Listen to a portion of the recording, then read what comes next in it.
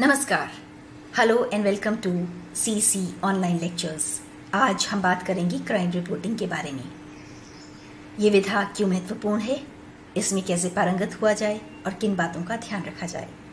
लेकिन सबसे पहले समझते हैं कि क्राइम का मतलब क्या है।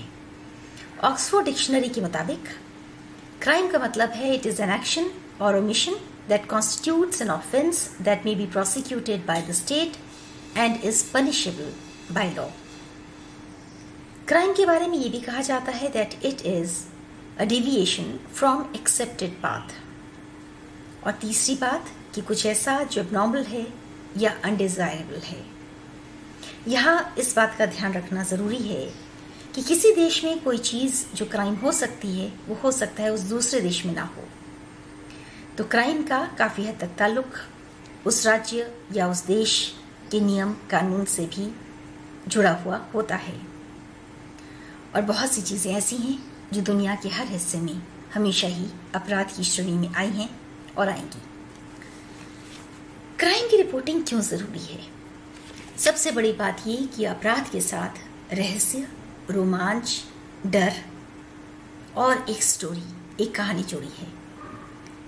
क्राइम की कवरेज पाठक या दर्शक को उसकी शुरुआत, उसके होने वाले उस हिस्से को, अपराध के बाद क्या हुआ और पूरी प्रक्रिया कहाँ खत्म हुई, यहां तक अक्सर ले जाती है। यानी एक पूरी की पूरी कहानी पाठक या दर्शक के सामने आ जाती है।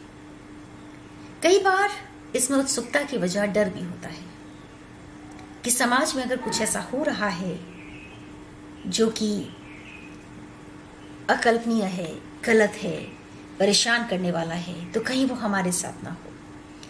कई बार अपराध की रिपोर्टिंग जागरूकता लाने का काम करती है और कई बार इससे जुड़े हुए मानवीय पक्ष भी लोगों को अपराध की रिपोर्टिंग को देखने के लिए मजबूर करते हैं, उससे जोड़ते हैं। क्राइम रिपोर्टिंग असल में जब से पत्रकारिता की शुरुआत हुई है तभी से किसी न किसी रूप में हमेशा शामिल रहा। प्रिंट मीडिया ने जगह की कमी होने के बावजूद लोकल क्राइम से लेकर अंतर्राष्ट्रीय क्राइम तक अपनी जगह के मुताबिक उसे जगह दी। दूरदर्शन के आने के बाद राष्ट्रीय स्तर पर होने वाले अपराध या फिर आतंकवाद कवर होने लगा। लेकिन निजी चैनलों के आने के बाद क्राइम रिपोर्टिंग ने एक नया चेहरा लिया। उसकी तस्वीर बदल गई, उसका आकार बदल गया। जैसे कि आपने देखा होगा कि क्राइम की कवरेज के साथ अब ड्रामेटाइजेशन भी होने लगा है। अपराध जब हुआ, जाहिर तौर पर पत्रकार तब वहां मौजूद नहीं था, वो अपराध के बाद पहुंचा है। पाठक या दर्शक को बताने के लिए कि अपराध कब, कहां, कैसे हुआ, कई बार अलग अलग पात्रों के जरिए ड्रामेटाइज करके संगीत के साथ, अलग अलग आवाजों के साथ उसे दर्शक तक पहुंचाने की कोशिश की जाती है। इसी तरह क्राइम रिपोर्टिंग के साथ ग्राफिक्स, एनिमेशन, इलस्ट्रेशन, अलग अलग तरह के साउंड्स और लाइव रिपोर्टिंग की प्रक्रिया और परंपरा भी शुरू हो गई।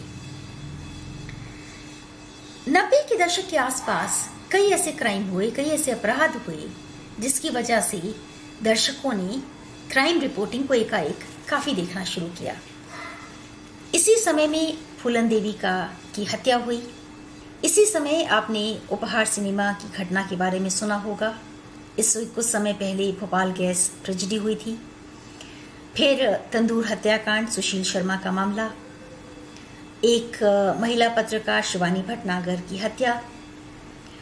ऐसे बहुत सारे मामले हुए जिन्हें राष्ट्रीय स्तर पर दर्शकों ने देखना चाहा और ये भी जानना चाहा कि इन अपराधों को अंत में कैसे किसी निर्णायक फैसले तक पहुंचाया जाता है।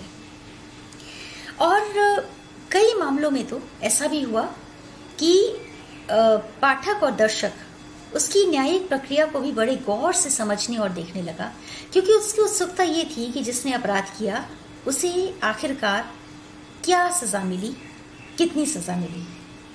आपने देखा होगा हाल के समय में जब निर्भया का मामला हुआ, 2012 के इस रेप केस में फांसी 2020 में हुई, लेकिन इन 8 सालों में इसकी कवरेज को बार बार किया गया ताकि दर्शक और पाठक के जहन में ये जो विभत्स घटना है उसकी याददाश्त लगातार बनी रही। फांसी की कवरेज होने तक अपराध पत्रकार ने अलग अलग पक्षों से बलात्कार की रिपोर्टिंग को किया। अब जरूरी है ये समझना कि अपराध की रिपोर्टिंग को करते हुए किन बातों की जानकारी होनी चाहिए। पहली बात तो ये कि पत्रकार ये जाने कि क्राइम असल में किस विभाग के अंतर्गत आता है। भारत में और वैसे भी अपराध तो असल में पुलिस के पास है, लेकिन पुलिस हमारे यहाँ गृह मंत्रालय के अधीन आती है। और गृह मंत्रालय के अलग अलग विभाग कौन से हैं, उन अलग अलग विभागों के काम क्या हैं, ये पत्रकार को पता होना चाहिए।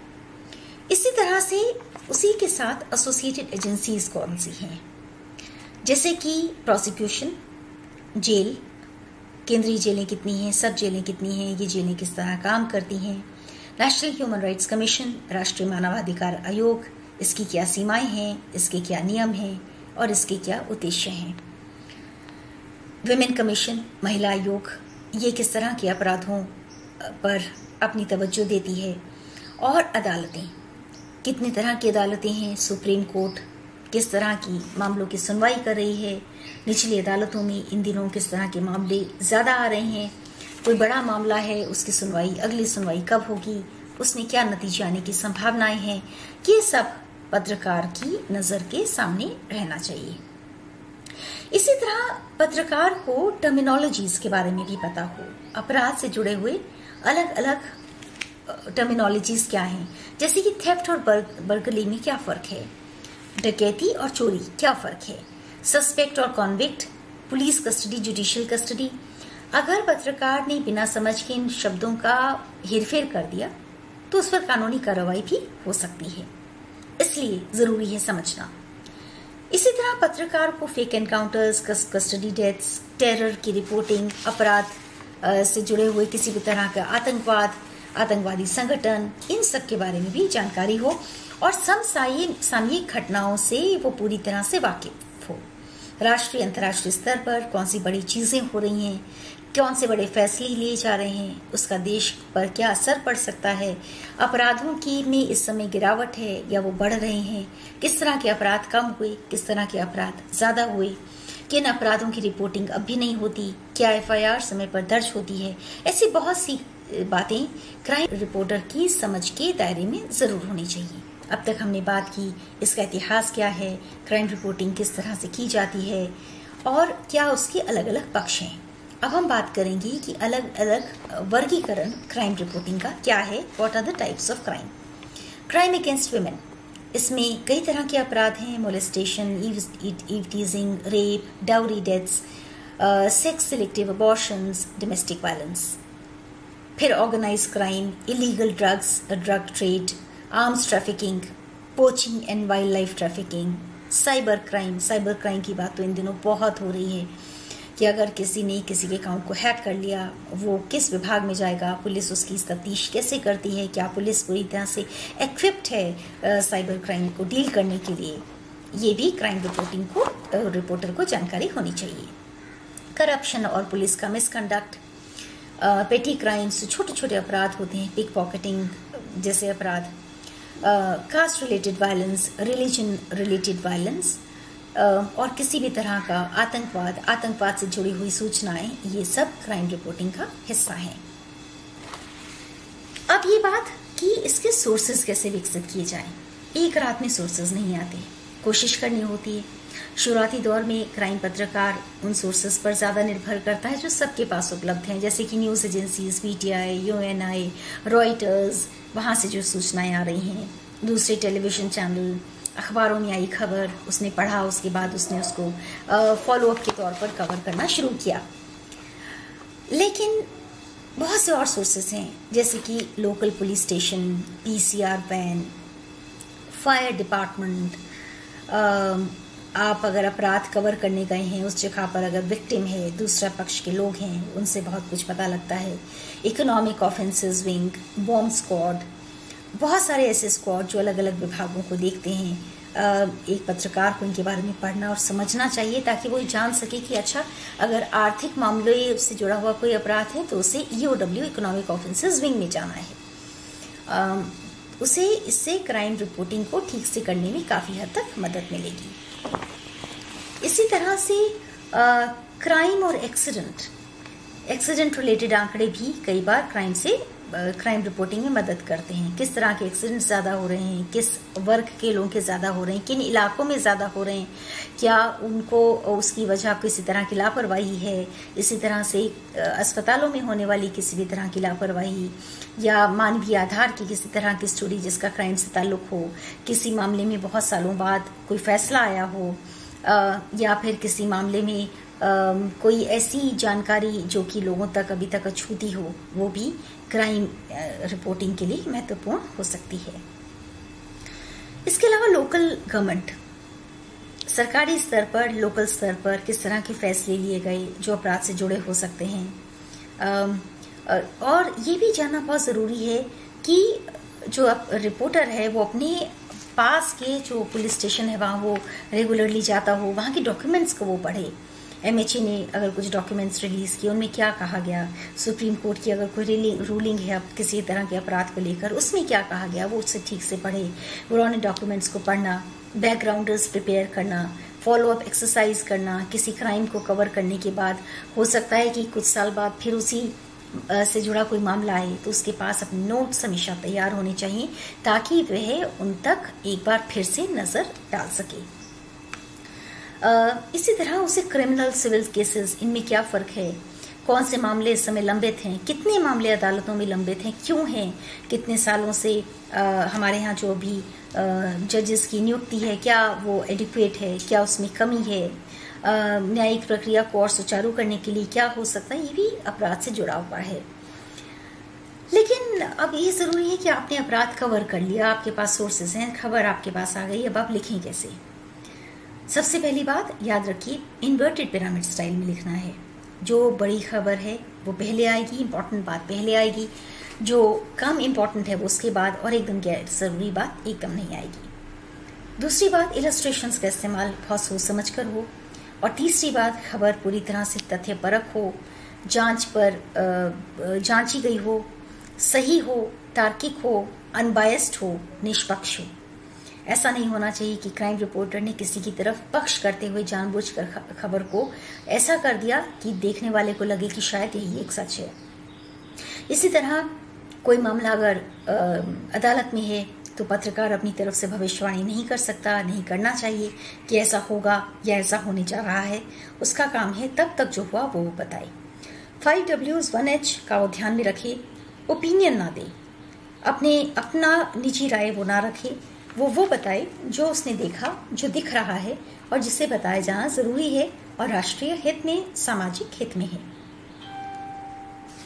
अब मैं आपसे एक और बात करना चाहूंगी, कुछ और जरूरी बातें जिसकी तरफ क्राइम रिपोर्टर का ध्यान जाना चाहिए, खास तौर पे महिलाओं और बच्चों की रिपोर्टिंग के मामले में। कानून ये साफ तौर पर कहता है कि जो विक्टिम है उसकी आइडेंटिटी रिवील नहीं होनी चाहिए। निर्भया के मामले में आपने देखा कि 2012 से लेकर 2020 में फांसी होने तक निर्भया की असली पहचान लोगों के सामने नहीं लाई गई, उसकी असली तस्वीरें नहीं दिखाई गई, क्योंकि ये कानूनी तौर पर एकदम गलत है। इसी तरह से बच्चों की से जुड़े हुए अपराधों में बच्चों की तस्वीरें, उनके परिचय, उनके घर का पता, उनका घर, उनके माँ बाप, ये सब नहीं दिखाया जा सकता, ताकि किसी को उसकी आइडेंटिटी रिवील ना हो। इसके पीछे वजह ये है कि जिसके साथ अपराध हुआ उसके लिए आने वाला जीवन और कष्टकर ना हो, इसका ध्यान मीडिया को रखना है, और ऐसा करना पूरी तरह से कानूनी अपराध है। इसी तरह से स्टोरी को कवर करते हुए एट्रीब्यूशन का भी ध्यान रखना होता है। आप जब खबर लिख रहे हैं ये ध्यान रखिए, अगर आपको किसी कमिश्नर ऑफ पुलिस ने या DCP ने, जॉइंट CP ने कोई बात बताई है और आप एट्रीब्यूट कर सकते हैं तो ज़रूर एट्रीब्यूट करिए। इसी तरह फॉल्स कंक्लूजन पर मत जाइए, अपने आप कोई बात, मन घड़ंत बात नहीं कहिए। खबर आपको नहीं मिल पाई इसलिए अपनी तरफ से कोई नई बात उसमें ऐसी ना जोड़ दीजिए जो पूरी तरह से गलत हो। और एक और ज़रूरी बात, बैकग्राउंडर। आप किसी खबर को लिख रहे हैं उसका बैकग्राउंड तो चेक कीजिए ही, और वेरीफाई भी कीजिए। अगर किसी खबर को लेकर आप डाउट में हैं, या तो आप उसे ना कीजिए या फिर उसके वेरीफाई होने तक का इंतजार कीजिए। लेकिन इस हड़बड़ी में मत आइए कि बाकी टीवी चैनल ऐसा दिखा रहे हैं तो मैं भी क्यों ना जल्दी से दिखाऊं। क्राइम की रिपोर्टिंग जल्दी से नहीं, संयम के साथ की जाने की जरूरत होती है। और आखिरी बात जो आपसे शेयर करना चाहूंगी वो है मीडिया ट्रायल के बारे में, जिसे लेकर भारत की सरकार में तो खास तौर पर बहुत बार चिंताएं हो चुकी। अपनी तरफ से मीडिया ट्रायल कर देना जिससे कि खबर निष्पक्ष न रह पाए और उसका कानूनी प्रक्रिया पर भी असर पड़ने लगे, ये पूरी तरह से एक अक्षम्य अपराध है। भारत की सूचना और प्रसारण मंत्रालय को कम से कम 2-3 मामलों में सामने आकर कुछ चैनलों को ये निर्देश देने पड़े थे कि वो अपनी सीमा को अब लांघ रहे हैं और उन्हें उस सीमा को लांघने से बचना चाहिए। आरुषि तलवार मामले में खास तौर पर ऐसा ही हुआ था, जब सूचना और प्रसारण मंत्रालय को ये बहुत खुलकर कहना पड़ा था। इसलिए पत्रकार की ये जरूरी है कि वो निष्पक्ष पत्रकारिता के साथ साथ कुछ भी ऐसा ना करे जो कि अनएथिकल हो, जो कि पत्रकारिता के तयशुदा मापदंडों के खिलाफ हो और जिससे खबर की सत्यता पर कोई भी असर पड़ता हो। इसके साथ ही अपनी स्टोरी को करने के बाद ये भी एक अच्छा तरीका हो सकता है कि आप औरों की खबरों से भी अपनी लिखी हुई खबर का मूल्यांकन करें। उससे आपको बेहतर ढंग से सीखने का मौका मिलेगा और अपनी गलतियां भी कई बार पता लगेंगी। और आखिरी और ज़रूरी बात ये कि अपराध पत्रकार को खूब पढ़ना भी चाहिए। अपराध से जुड़ी हुई थियरीज क्या हैं, अलग अलग कॉन्सेप्ट क्या हैं, विदेशों में स्कॉलर्स ने क्या लिखा, भारत में स्कॉलर्स ने क्या लिखा, क्राइम के नए रंग कौन कौन से आए, कैसे उन विधाओं में परिवर्तन आया।